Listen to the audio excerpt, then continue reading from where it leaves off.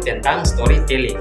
Nah, jadi storytelling adalah teknik bercerita yang dibawakan oleh seseorang untuk menghibur audiens. Jadi storytelling meningkatkan kemampuan penyajian dalam menyampaikan cerita dengan gaya, intonasi serta alat peraga untuk membuat audiens.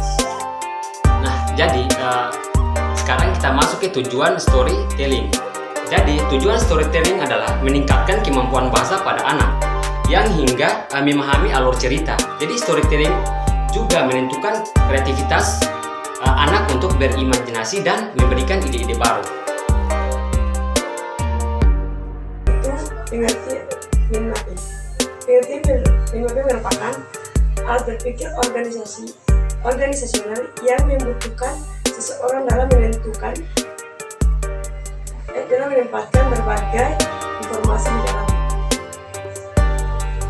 Mind mapping merupakan teknik penyusunan catatan demi membantu seseorang menggunakan seluruh potensi agar optimum. Caranya menggabungkan kerja otak kiri dan kerja otak kanan. Jadi metode ini mempermudah memasukkan informasi dalam otak.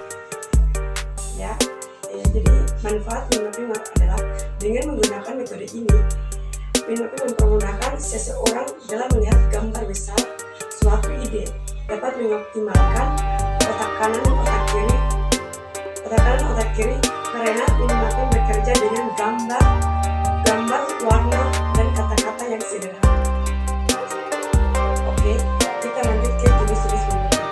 Mind mapping akan secara efektif membantu seorang mengingat berbagai macam hal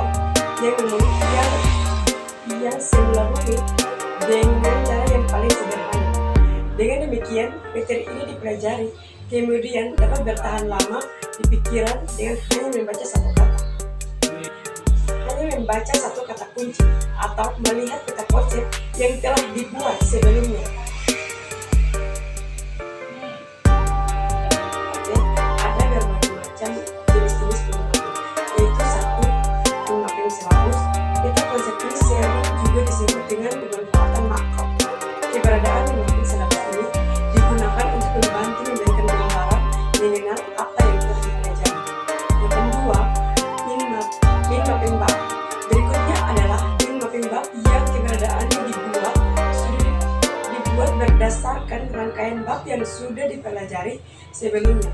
Peta konsep jenis ini biasanya dibuat dengan meringkas poin-poin penting dalam sebuah pembelajaran dengan tujuan untuk mempermudahkan pada saat mengingatnya. 3. Mind mapping program. Mind mapping ini memberikan informasi dengan cara yang lebih lengkap. Oke, kita lanjut ke poin selanjutnya, yaitu langkah-langkah membuat mind mapping. Mind mapping dapat diartikan sebagai proses pencetakan pikiran pikiran untuk menghubungkan konsep permasalahan tertentu dari cabang korelasi konsep menuju suatu pemahaman dan hasilnya dituangkan langsung agar mudah dimengerti oleh si pembuatnya. Dengan membuat mind mapping akan sangat membuat bagi seseorang untuk memahami lebih baik materi pembelajaran yang dapat kamu pelajari.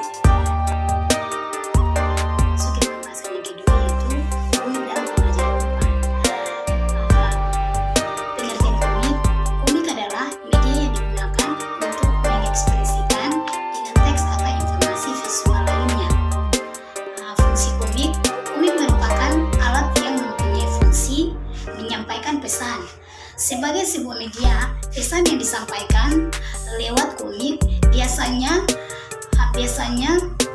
jelas, rantut, dan menyenangkan.